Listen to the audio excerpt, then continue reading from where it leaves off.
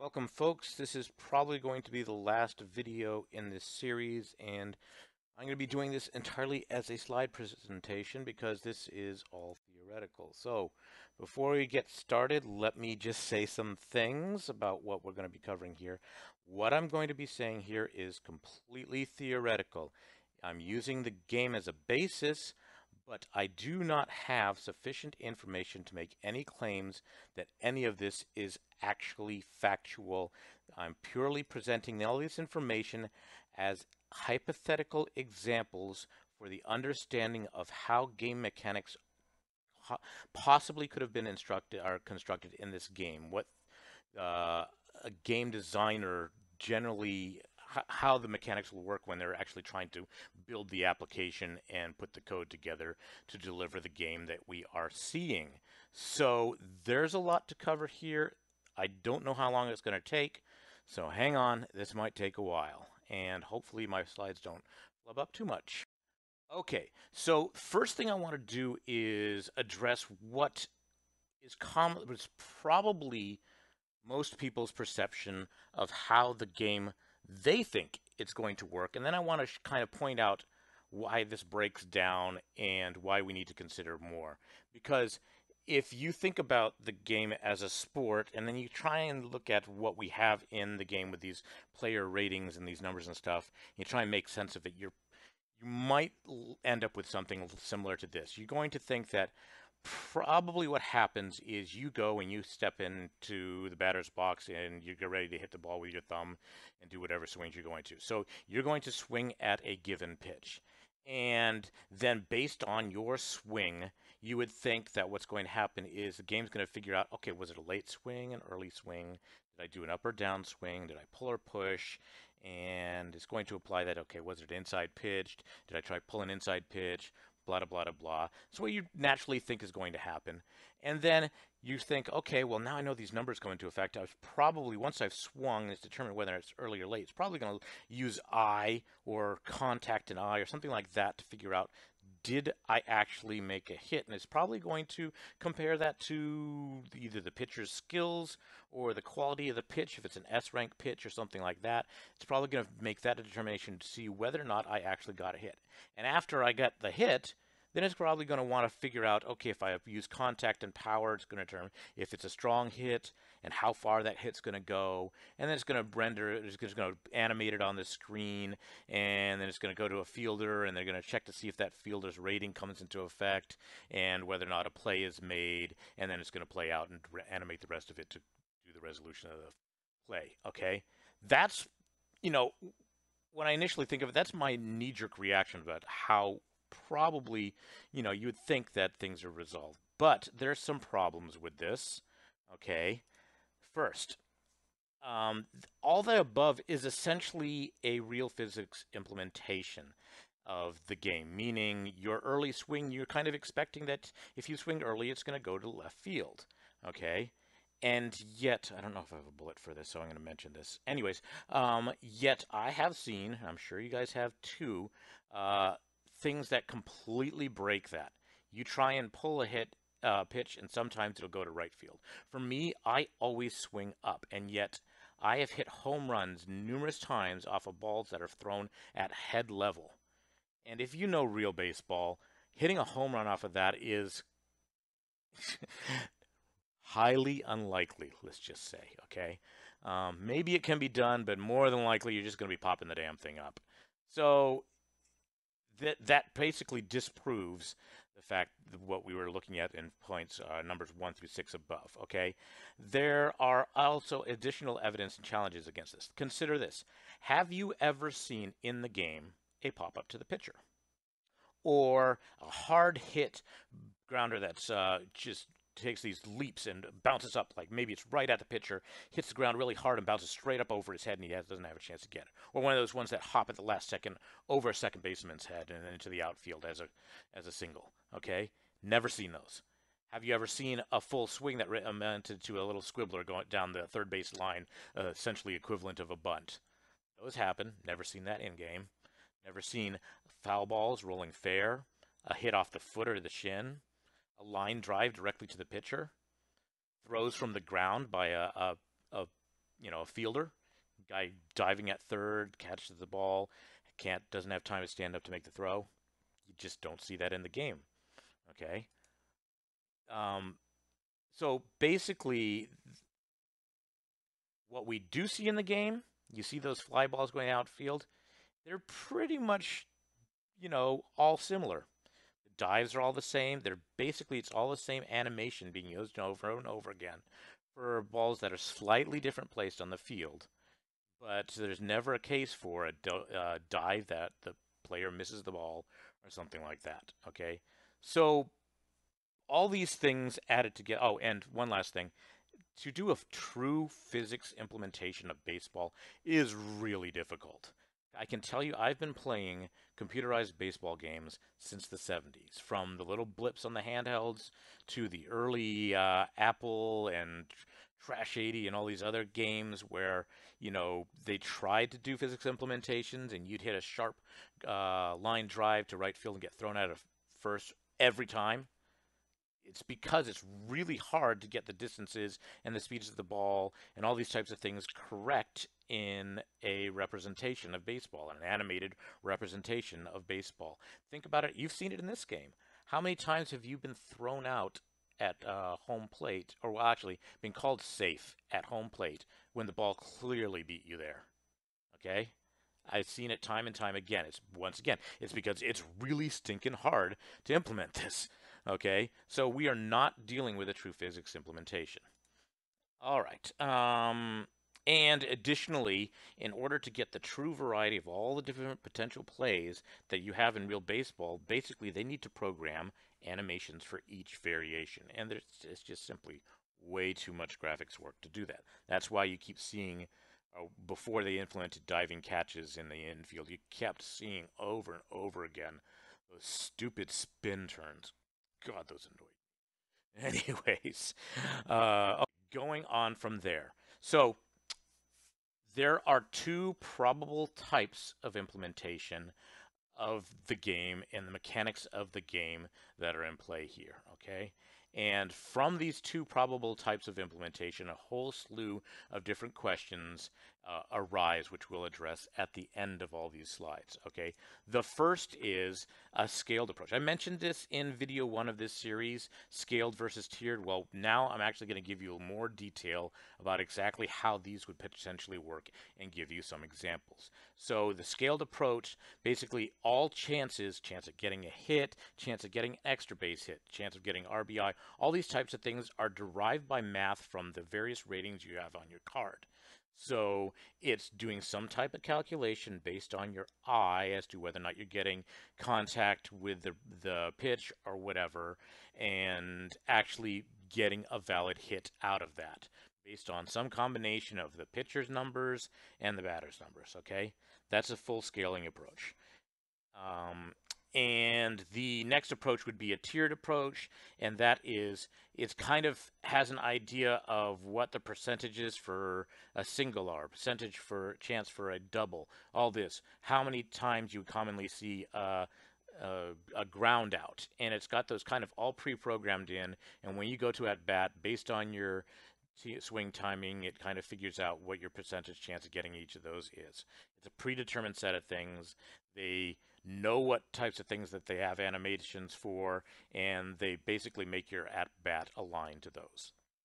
So the first one, in either case, there are some requirements. They have to do certain things in order to get this all to work. Okay, first, every outcome must be derived from the player's ratings. They can't mystically pull stuff out of thin air and make things work. It's in order for people to feel like they have cards that are influencing the game, the effects have to be impacted by the numbers on your card and the skills on your cards. Okay? They must be able to produce reasonably realistic results. A high-ranked pitcher should perform better than a low-ranked pitcher. Okay, and a good batter should perform better than the poor batters. And those batting averages shouldn't be in the 400 to 500 range. Obviously we know manual play affects us all, but we're going to overlook that anyways. But that shouldn't be. If the game is just allowed to play itself, it should reproduce reasonably accurate results. How well they succeeded in that, I'm just going to leave that because we both know. Everybody here knows that that's going to vary. Okay, it must be. The results must be influenced by the skills, but without becoming imbalanced. Meaning, you can't have a skill that is the absolute imperative skill. If you don't have it, you're going to lose every time, or that you have one skill that suddenly your batter becomes a superstar and hits 100 home runs. The skills have to be reasonably balanced. Okay, and everything must behave consistently. If we are building a calculation that determines your chance to hit, that calculation needs to work for a silver card as well as it does for a diamond card. Okay, relative to everything else, a silver against a silver should work. A silver against a diamond, things should scale appropriately, and a silver shouldn't do as well against a diamond. All these things have to be met in order for everything in this game to work. Okay. So moving on, let's take a look at the scaled approach, and I'm going to use a simplistic example, and I'm going to make a disclaimer here, and you'll probably hear me mention this several times. This is an example, okay? I am not factoring in quite a number of things. There are a bazillion ways you're going to be able to poke holes in this. If you want to critique my example, that's not the purpose of this video, and you're wasting your time because you'll be able to critique it easily. This is purely an example to show you the difference with the two approaches. So please, let's just concentrate on the basics of it and not nitpick me on any of this. Okay. Okay, let's assume that with the scale approach, what we're going to do is we're going to lay down an assumption that all batters inherently have a batting average chance of 250, meaning they have a 0.25% or a 25% chance of getting a hit on any given at bat. That's before any modifications, okay? So with a scaled approach, what we need to do is we need to adjust that chance to hit based off of the batter's ratings versus the pitcher's rating. So what I've done is I've done a really simple example, okay? And I said, okay, let's take the batting OVR and compare it to the pitching OVR. Now, batting OVR and pitching OVR, the reason I'm using these specific ones and these specific attributes that I'm adding together and dividing by 4 is because these are the same ones that are used by Ace Killer and Giant Killer.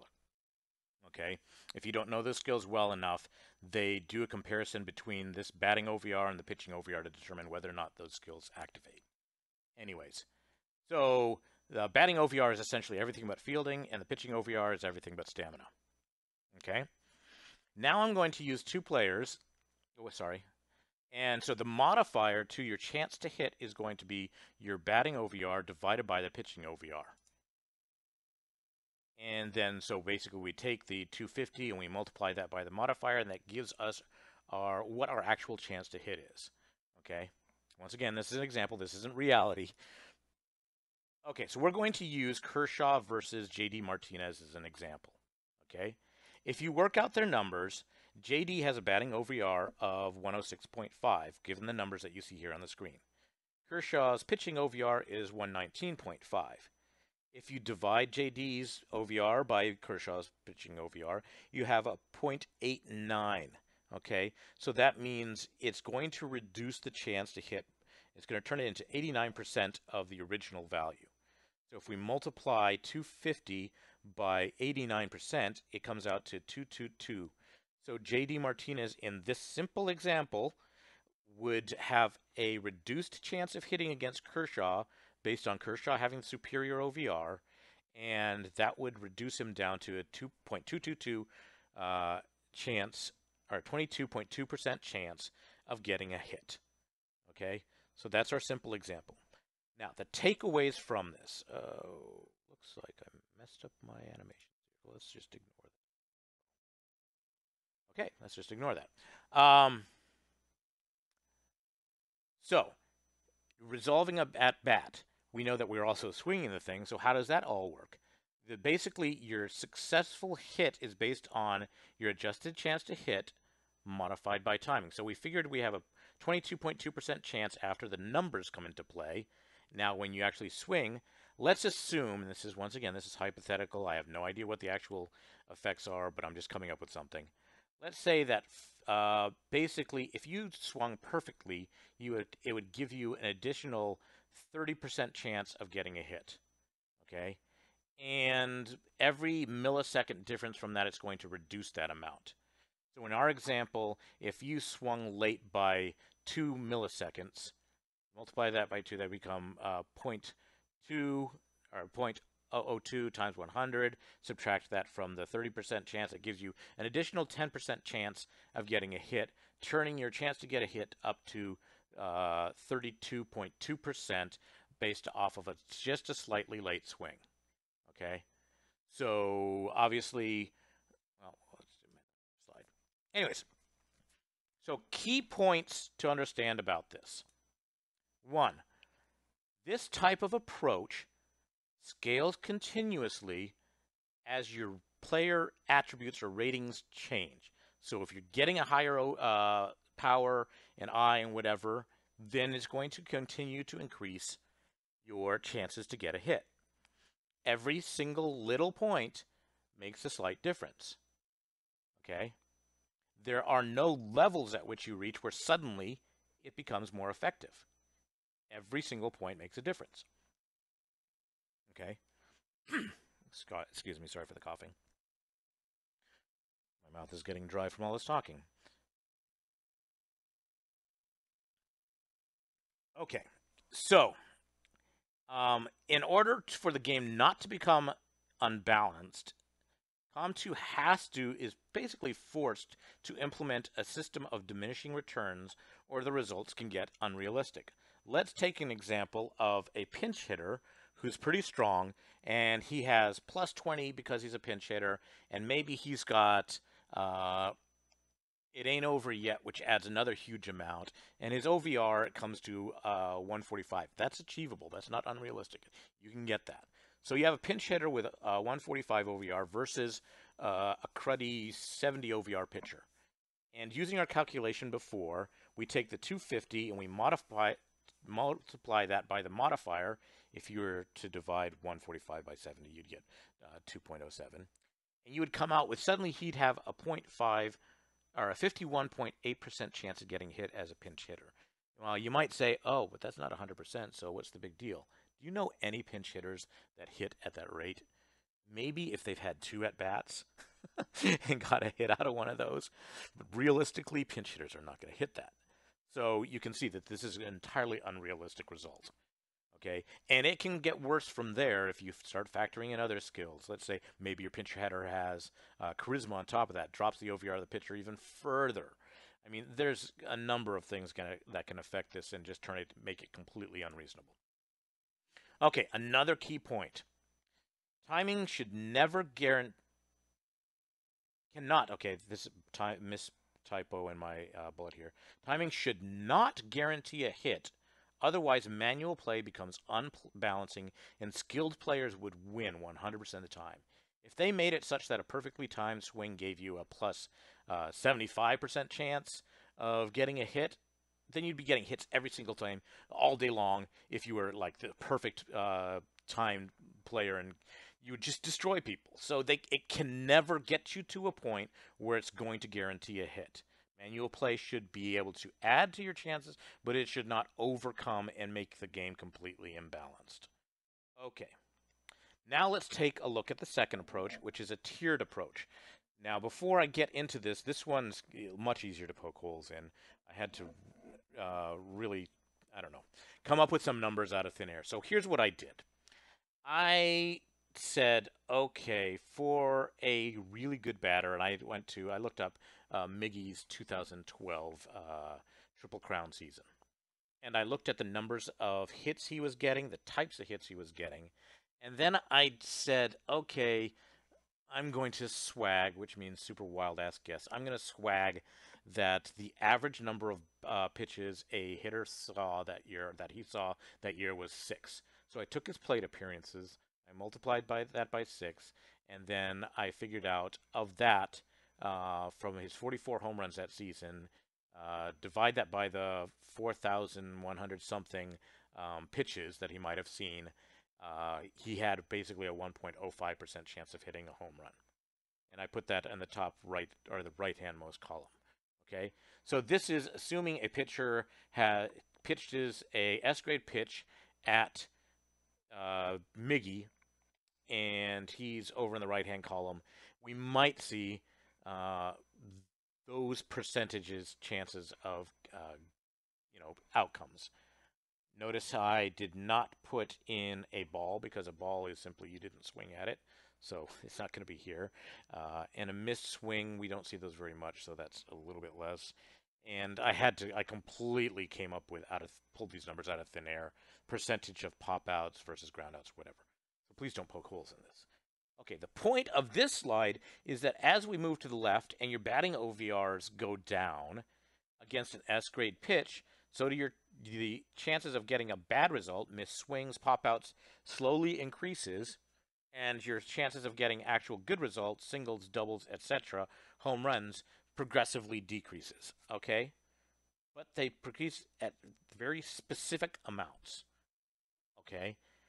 And when we start to take a look at how skills apply here, we'll see this. But you can see that if we had a player and he was OVR 95, and I leveled him up. I got another 11 on that. That would take me to 106. That wouldn't push me over the threshold into batting OVR of 110, and so he might not actually become that much more effective. Okay, so this is okay. We'll revisit that in a second. And so with this type of approach, the other slice or other way that you can look at it is with the pitch grades. For lower pitch grades, the batter basically has increased chances of getting favorable results. So, assuming the batter, once again, we're talking about Miggy, maybe against a grade C pitcher, he'd see those percentages, chances of home runs, doubles, triples, blah, blah, blah, blah. So, I think that pretty much explains that all. But once again, we're talking about a fixed or predictable outcomes, missed swings, pop outs, ground outs, whatever. And there'd probably be another calculation as to where the ground out was hit, how hard it was hit, all these types of things. But I'm ignoring that for this example. Okay, key points with this type of approach. Okay, player ratings have a hard cap, meaning if you saw in those examples, once you hit 110, and by the way, the number ranges I chose there align to the color codes that we get on the cards. So red is 110 and plus, and then what was something through 109 was the orange color or whatever. That's why I chose those ranges. Anyways, but once you pass 110, you don't see any further bonus from it. So raising your eye in contact and whatever past those in this approach, this hypothetical approach, would not make any difference. Okay, and that's a very important thing to understand. Okay, so this is saying the same thing. As your OVR increases, it only helps if you cross a threshold. So the example I just talked through in the last example, if I had a base OVR or a diamond, I pulled a diamond, he was 95 OVR. I know this is unrealistic, but anyways, a 95 OVR when I pulled him before I leveled him. I leveled him to level 20. He got 11.4 on that. He would become a 106.4, which is not enough to push me over the threshold into 110. So we had this huge range. We increased him, but it didn't really impact our outcomes. Okay, so only when you actually cross those thresholds, change the color of the number on his card, then suddenly we see some favorable effects. Okay. The two approaches could be mixed. And what I think I'm going to do is I'm going to go back, because I don't think I have a slide for this. So can I go back here? How can I go back? No, I can't seem to go back. All right, nonetheless. Imagine the last slide we were looking at. We're at a table. And across the top, where we had the batting OVR ranges. Actually, it was the first of the two tables. The batting OVR ranges, right? Well, who's to say that that couldn't be the same number that we calculated earlier of the batting OVR divided by the pitching OVR? Those ranges could be dictated by that, and that would be a hybrid approach.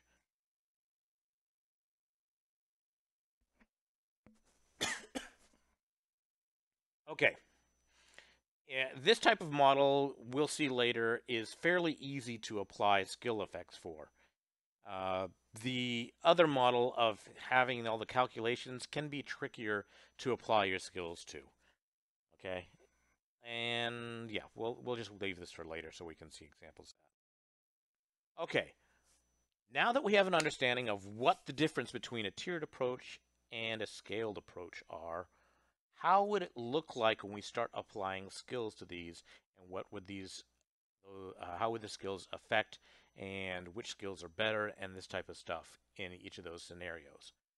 Okay, so the thing to understand when we're dealing with skills and applying skills to these two scenarios is that there are two classes of skills, and I know most of you have figured this out already. We have one, skills adjusting your player ratings. And I'm going to, for the purposes of not having to repeat that long phrase every time on every slide, I'm going to refer to these as type A. So type A skills are ones that affect your actual ratings. Legend boosts your batting skills by, or all your skills on your batter by +8, and Ace does the same thing for a pitcher. Charisma and Last Boss also affect the scores. Cleaning up your mess will affect the scores if somebody's on base, and also nullify any removers, etc., etc. There's quite a number of these. Table setter, etc. Okay, that's type A skills. Type B skills are anything other than those. Batting machine says it increases your chance of getting a quality or accurate hit, something like that, if I recall the text. Anyways, uh, untouchable chance you're going to surprise the batter. And okay, so we've seen by evidence by watching the stats and on the outcomes of our ranked seasons that untouchable increases the number of strikeouts you get. Prediction would be under type B, increases your on base percentage and therefore basically increases the number of walks you get. So those are type B skills. Slugger's instinct, heavy hitters, going to affect your slugging average, but doesn't. None of these things actually change your attribute numbers or your rating numbers on the card while you're in play. And another one, a couple to call to mind, some bronze equivalents: Calm Mind and Hawkeye. Hawkeye, for those who aren't aware of, it's basically the card text or the skill text says increases your chance of getting a hit. It's a bronze skill though. So how natural question is how much does it increase? Anyways, we'll get to that. Okay, so how do we apply these? Let's look at the type A skills, ratings adjustment skills, are applied before the calculation of your chance to hit. Okay, so that means in game when you step up to the plate, legend and all that type of stuff, if we go by my simple example, it's going to calculate your batting OVR, but it's going to first it's going to add in legend, table setter, all those types of things, and then it's going to calculate the batting OVR. Okay, so assuming that I'm right about diminishing returns, those modifiers are going to be in effect. So if you are already close to the cap, you're going to see less effect from these types of skills. Generally, these have a bigger impact on your actual outcomes of your at bat than the other set of skills, unless you are at the point where you're seeing the diminishing returns. And I'll show you give you some number examples here in just a second. Type B skills, those that affect your outcomes, are applied after the calculation of the outcome that you like. So be it calculation of a strikeout, calculation of a hit, calculation of extra base hit type, all these types of things. They're applied after that. And therefore, they are not affected by scaling modifiers. So if you have diminishing returns on something like legend, the type B skills of prediction are not going to be affected by the scaling. But because they're not affected, they generally have a slightly smaller effect than the actual ones that are affecting your ratings. Once again, we'll see this in effect in just a second. Okay, so let's take a look at the example that we looked at earlier with JD versus Kershaw and charisma effect. Oh, no, wait a second. Nope. Ooh, I messed up my slide here. Now I've got to work my way through and see which one we're actually talking about. Okay, so it's Kershaw versus Martinez, and this is actually I think we're talking about Hawkeye. Nope, we're talking about charisma. Okay, sorry. Bullet number here should say charisma. Ignore that bullet number. First bullet. We're talking about charisma. We know what charisma does. On the line, the second bullet, Kershaw pitching OVR calculation, you can see charisma in effect there. Basically, we take the 119.5, we minus 8 because of charisma level 6, and we come up with 111.5. Then we calculate our modifier of 106 divided by 111.5, and we come up with a 96% of the original chance to hit. And we multiply that out, and basically his 50% chance or 25% chance hit gets reduced to 24%. So you can see, instead of suffering down all the way down to 22.2%, charisma has improved him by 20%, 0.2, 2% chance of getting a hit. Okay, from 22 to 24. So that's a pretty big impact. Now, when we compare that to Hawkeye, once again, I have to make an assumption here in order to even give this example. So I'm taking a swag, once again, super wild ass guess, that Hawkeye basically gives you a 0.001% chance, additional chance to get a hit per skill level. So at level 6, it's going to be a 0.006. So once again, same example, Kershaw versus Martinez. We are looking at taking that end result, the 22.2%, and adding 0.006 to that, so it changes us to 0.228% chance to get a hit. Once again, we're talking a bronze skill, that's why I gave it such a little number there. But you can see that's after we've applied everything and we've come up with our 22.2%, then we apply the Hawkeye and adjust it further to 22.8%. Thereby bypassing any type of scaling effects that might have come into play or diminishing return effects that might have come into play for the things that are affecting the actual ratings. We saw that the ratings caused it to adjust by roughly 0.02, which is 2% chance, whereas this bronze skill that is not type A only affected it by 0.006. Now let's take a look at the same thing, but with a tiered approach. We're going to use the S-grade pitch example. I've removed, and this is legend. So actually, what we're going to do is we're going to assume we have a batter in the 95 to 101 range, and he has legend, and we apply legend, and after legend, it puts him into the 110 range. So basically, it bumps him up to the next category, and he gets the results in the right-hand column versus the results in the left-hand column. That would be the effect, it's fairly simple, of legend. Now, how about, let's try applying Slugger's Instinct. Slugger's Instinct, as we know, increases your slugging percentage, and I'm guessing, because I know and we've all seen that it does not increase your batting average, it merely increases the number of home runs and extra base hits you're getting. I'm assuming what they're doing is they're stealing numbers out of singles and reallocating those to doubles and triples. So I took 0.3 off and I just added it, bumped it down into double, triple, and home runs, just as an example here. Once again, hypothetical, please don't tear this apart. Okay. So that's how Slugger's Instinct would be applied. Once again, it's after we've determined what row or column we're sitting in, and it adjusts things further. So we have our base chances already predetermined, and type B skills adjust things further after that, but to a slightly smaller effect.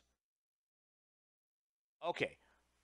All of this should hopefully have you asking some questions, wanting to know what the heck are we dealing with, so we know how to skill up our players, which skills to be choosing, what levels to be taking them to, and